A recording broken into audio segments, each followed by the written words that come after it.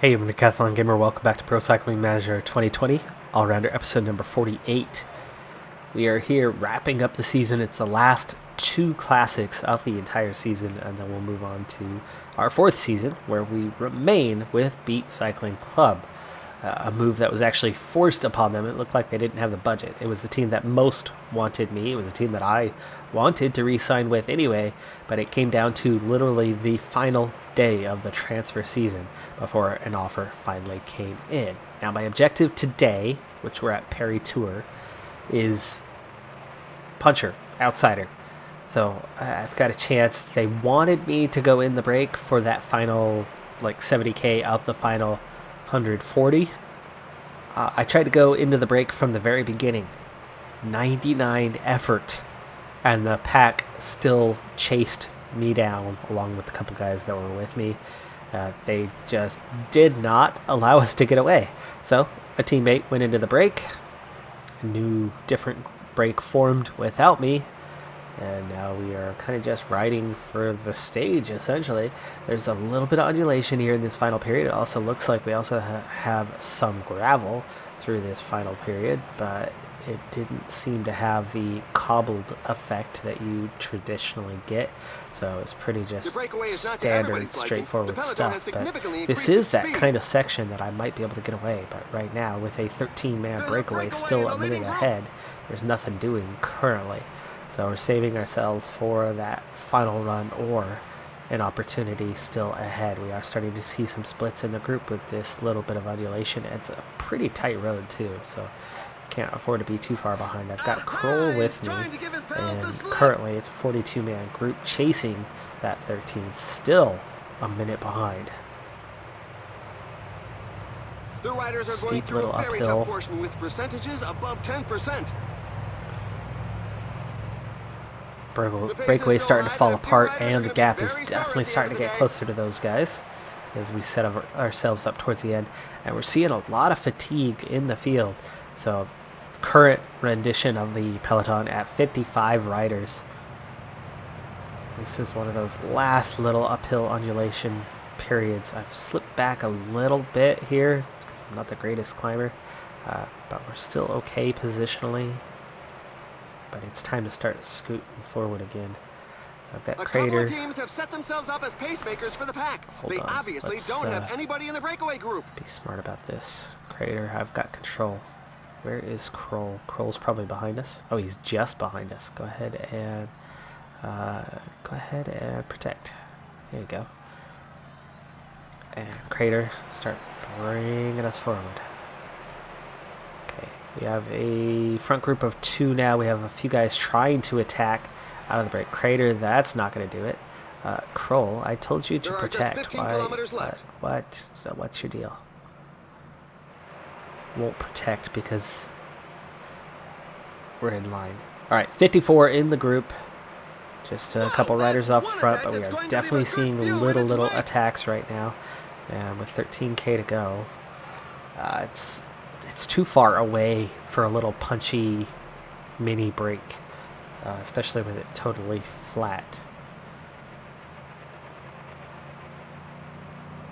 And it's too far away to also get any sort of evaluation out of it. The group has been overhauled. You can see we're in that prime position. There are just 10 kilometers left. There's the guy who can try to do something like that. Actually, the three guys who can do something along those lines. And we're away. Hello. We have a 15-second gap. The four of us and Matthew Vanderpool have gone away. Oh, this is beautiful. I want you to relay, and I'm going to go ahead and gel up, and let's not follow Crater anymore. Crater, you're going to try to protect until you get dropped from the pack is back on level terms with the breakaway group. Oh, and the that's finish that. line is getting close. The riders just passed the 5 kilometers road sign.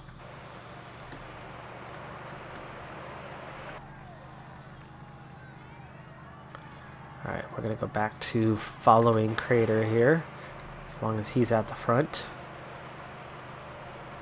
4K to go. Okay, here is Kroll, but he doesn't have anything. Grunewagen would be a good one to follow. He's a favorite. DeMar is obviously a favorite as well, and those guys are not going to be beat in a sprint. I love how I said follow Grunewagen, and we're way back here. There's Postalberger. Okay, it's time to start squeezing forward. Use that sneak. 1.8k. Get out front. 1k to go. A little bit technical. That gives me a slight advantage on this one, but there goes the sprinter of Grunewagen flying past me. Here comes DeMar and Jasper Phillips are the actual sprinters, but I'm going to get 4th place in this race. That's a really good result. I mean, I just beat Christoph and Vanderpool, Barbier, Stibar, Bedcourt, and then of course, you know, the guys we were with, Kort Nielsen, Paulett, Postalberger, strong lead out rider there. So, good result. Top 5. Final race of the year is the Japan Cup. It's a pretty simple circuit, but it's a decent little climb. You get 7% gradient, then you get 9% gradient, then you hit 9% again, and just before cresting, it gets just up over 11%. So it's a hefty little climb. 20 riders in the break is a pretty large group. They have a 2.5 minute gap, and the peloton is already shrinking significantly in size. Now, Musso, teammate, he went out the back because of a crash. But the pace is sufficient enough that he and the other rider he crashed with never came back. Those guys are going to be hours behind, theoretically. Not actually, it'll be minutes, but they are already more than 5 minutes behind the peloton. Breakaway is shrinking in size. Peloton is shrinking in size. We're only halfway through. I do have leadership status today for some reason. It's not the strongest team we've brought to a race. Definitely one of the weaker teams we've brought to a race, and that gives me a little bit of an advantage where I'm only about 5th strongest on the team overall. Today I think I was 2nd strongest, and that's been enough that I've got kind of co-leadership status. -2 race day condition, though, is going to hurt my chances a little bit. The climbing is going to hurt my chances a little bit. So far, so good, though. I'm looking quite fresh, where a lot of my teammates are already gone. So, use up Arnsman and what he's got left. We have 4 full climbs to go, plus you get a partial. You start the climbing before the finish line, but then the steepest section is right after the finish. So at least we won't have to hit the full climb again. Missed the split. There was a little split right here, but I think we'll come back on. Yeah, there's definitely a hard chase. There's plenty of riders in this group that know they belong up there, but my cruise at 77 to save energy those days are done. I'm going to have to start keeping pace a little bit better. 39 chasing, just 6 riders left from that 20-minute break. Those guys don't have much of a chance because they are quite tired and working quite hard. Plankart working for me, that's good. Go ahead and use him to protect because I'm not that strong of a climber, so I do need that. Alright, last 3 laps.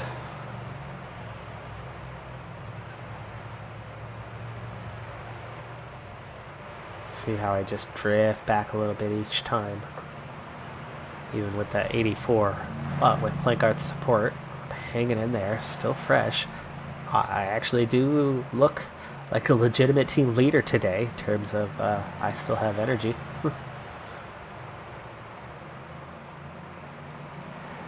Managing my energy expenditure better than anybody else. 30 minutes, we still haven't caught these front guys. But they're starting to split off a little more, it looks like. We're just about to bring them back. Just one guy left off the front. And here we go. 2 laps to go.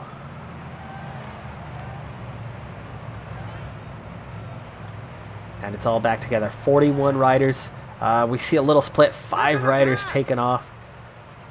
Nope, we bridged the gap. Okay, we bridged the gap. Or maybe not. Oh no, yeah, we have not covered this gap off. There are definitely a few guys away. But I'm not the kind of guy to be chasing this down. My objective for the day is top 15. We're seeing another attack.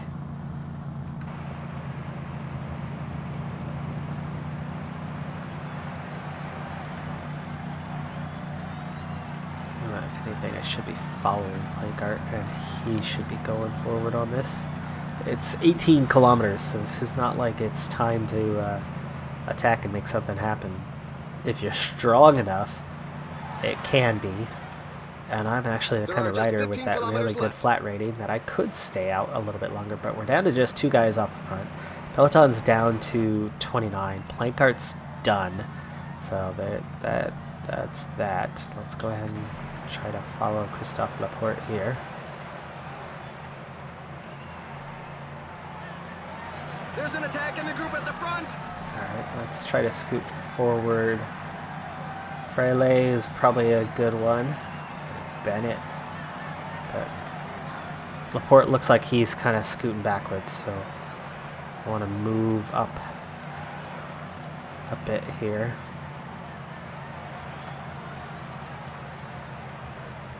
Down to a group of 12. This is it. Group of 12, and we have one more time through the climb. This is something I got to watch out for, though, because the climb is the part that's going to cause me some problems. There's your bell lap. Final lap. Top 11. Top 9. And now Omar Fraile goes onto the attack. Red bar gone. Still have my yellow bar. Top 7. Almost to the top. Come on, can I stay in this group of 7 chasing? Looks like I'm about to split off. No, I don't. I hang in there. Good. I've made it. I've made it through the final climb into the last group of 8. We are definitely looking at a top 10. 5K to go. We're already a minute 16 ahead of the next rider, so that part is secure. Okay, guys are wanting to work together. I'm certainly not that guy. There are much stronger riders in here. Fraile, Franchini, Schlegel, Bennett, Joyce, Vignebo, and Vincello. I'm not the weakest here, but I'm just about the weakest here. 2.4K to go. It is uphill, but here's my time to make a move. Gently at first. 1K to go. 1K to go. Sprint it out. Come on now. Come on now. Here comes the actual sprinters to come over the top. But maybe... I'm so close. I'm second, I think. Yeah. Second place. Good result. 2 top 5s. 2 top 5s. Well done. What a way to end the season. Not the victory, but that was so close. That was millimeters away.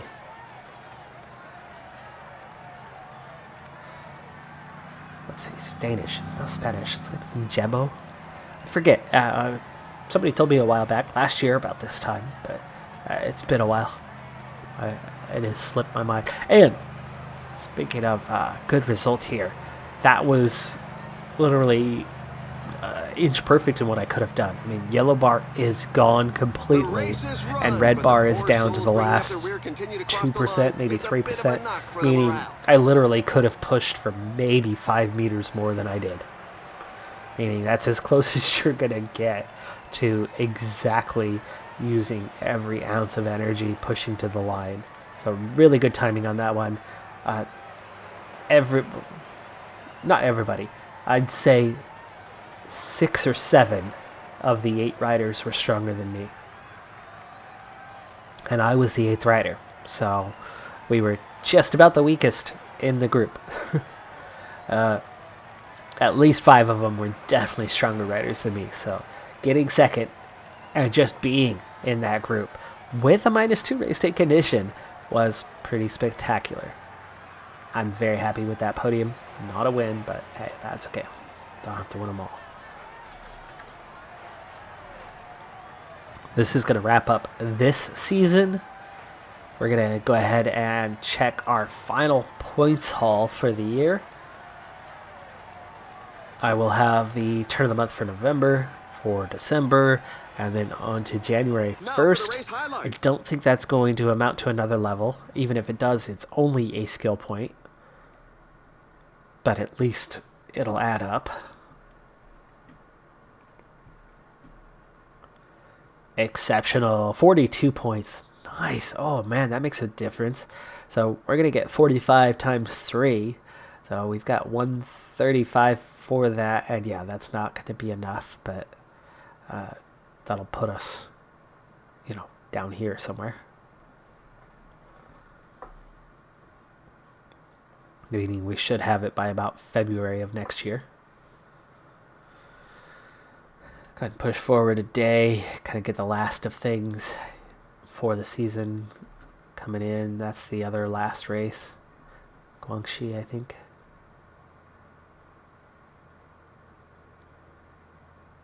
Stage 6. Still going. There you go. There's your ending of the season, closing of the transfer market, biggest moves. Yves Lampard is the biggest move, really. Soler, he's above Sagan now. Wow, he's developed. Sagan going to Jumbo-Visma. Youngos Lopez going to Arkea Samsic. Simon Yates to Hagens. Berman, Axiom. Wow, nice. Not too many big moves, actually. Pretty short list, and a lot of those names weren't that big.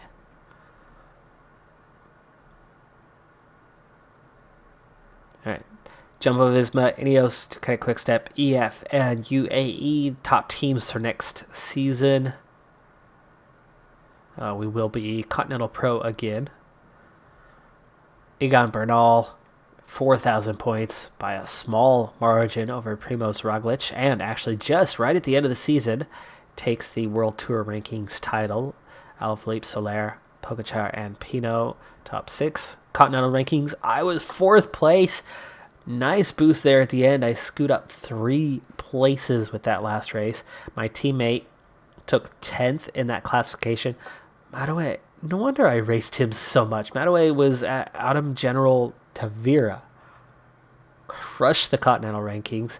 Cockard, who's been very dominant these last few seasons in game as a Continental racer.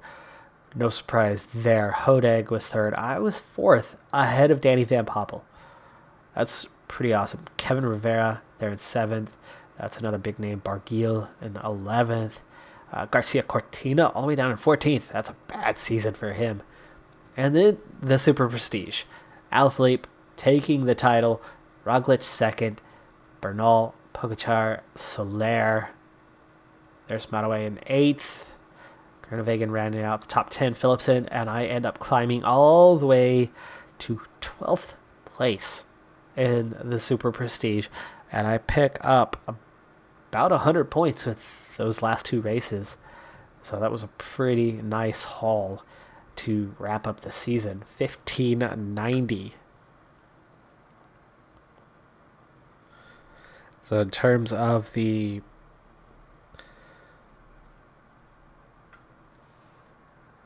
Gaming Decathlon, if you've been tracking that at all, if you ever watched the weekly review specials, the 1,590 points is divided by 5. So that gives me a grand total of 318 points for this season. 318. That's out of 1,000. That's not a lot. But of course, I was Continental Pro. And of course, I am Mr. No real specialty other than Mirador, which is nothing. So, I got a whole lot of nothing. I've only got 3 attributes above 70. As in above 71 plus, that is. But I've been inching my way into being more and more competitive, and we are definitely seeing the fruit of that labor. But I'm still not there. I'm still not good. But I just managed to outscore Emmanuel Bookman and Simon Yates and Caleb Ewan and Adam Yates and George Bennett and Geraint Thomas. So that's a pretty damn good season. In terms of wins, Cockard and Hagita with 14 each, Philipsen with 13. I was 21st in this, well, tied for 18th, that is, with 6 wins on the season. It's pretty good. That is pretty good. As a team, Ineos with a small margin over Jumbo Visma. Definitely a 1-2 punch there, just like in real life. Kind of quick step. Bora, EF, UAE. We earned just over 1,000 points in World Tour races.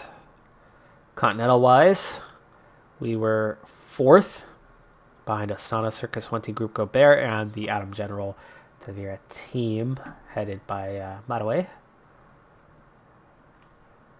And in Super Prestige, 18th as a squad. Pretty good. Pretty good.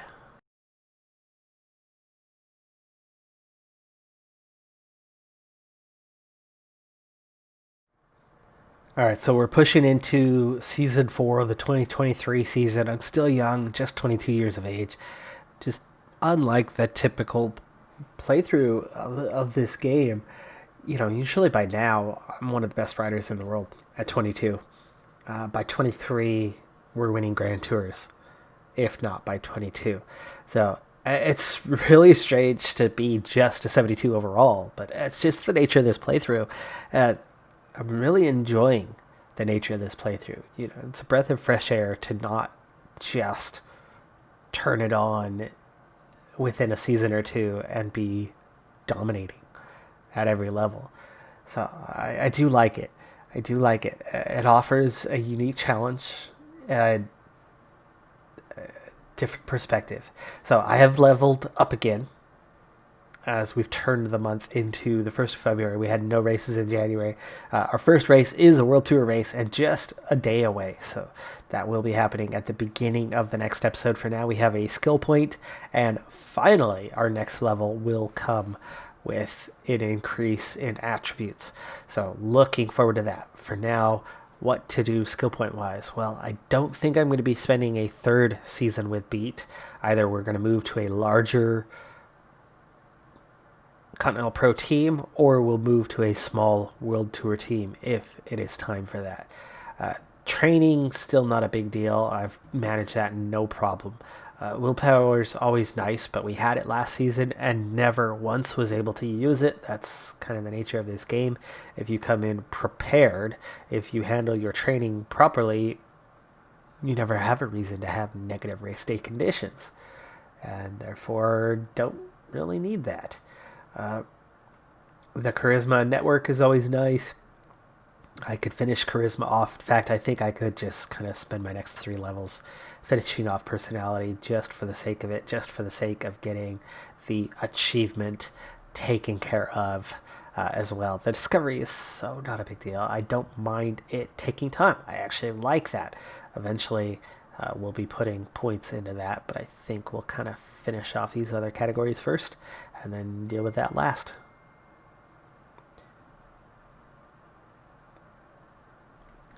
That is going to do it for this episode, though. It's a new season. Looking forward to it. We're coming off our best season yet, in which we scored 6 race victories, and you can see the steady progress, despite still only being a 72 overall. After the Arapaho Hincapie opening season down in the Continental level, we were 360th in Super Prestige with just 128 points scored. And then we moved on to Rally UHC, had an excellent season, massively improved from year number 1. We got those base attributes and figured out the rider well enough where I was starting to make things happen. 86th, 609 points, and then I more than doubled that this last season. That was unexpected. As we moved over to Beat Cycling Club and really made things happen, we doubled our win total from the first 2 years combined.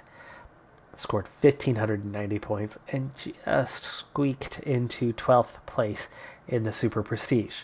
Now, this year, kind of in a scenario where I don't know if I could do much better than that.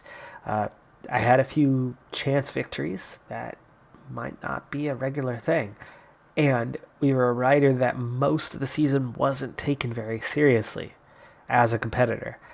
It gave me leeway to do a couple things. So as a result, I was able to take advantage. If I start improving the attributes a little bit more, all of a sudden there's going to be some races where I'm seen as a contender. And I still might not be strong enough to be team leader. So when you start combining those two things, I don't have team support and the field takes me seriously, that's not a combination to turn into too many victories. So I wouldn't be surprised at all if I'm very, very similar this season in terms of ranking. Maybe lower. I don't think I'll take a step back, but you never know. That scenario could play out quite often this season. And then we could be looking at, top 15s, top 10s, barely, and just inching a few points and not claiming 6 victories, right? It'll add up. In terms of contracts, though, the steady improvement is very evident. I find this kind of ridiculous, though. A 72 overall, earning $9,000 a month. It's a lot. That adds up. That adds up quite a bit. So, very surprised by that. I really think that as a 72 overall, I shouldn't be anywhere above, what I made last season. Realistically, sports changed a lot. If we talk about that career mode for a second, that 9,000 that eats through a budget quick. And my rider, I wouldn't want my rider on my team. We had somebody similar in Alan Banajek, who was a Baradur, pure Baradur, and rated a 74 overall, so he was rated higher than I am. And he was utterly useless. So I'm somehow making an utterly useless rider not utterly useless and somehow doing something, which I suppose that does make it an impressive feat. And we're going to keep trucking along and keep inching our way and getting better and better. But it's kind of amazing. We're doing much of anything with that set of attributes. 70 or below pretty much everywhere that it counts. But 66 or above, literally everywhere. And that helps. I'm Decathlon Gamer. Thanks for tuning in. Be sure to hit that like button, and I'll see you next time. Have a good one. Be safe out there, and bye for now.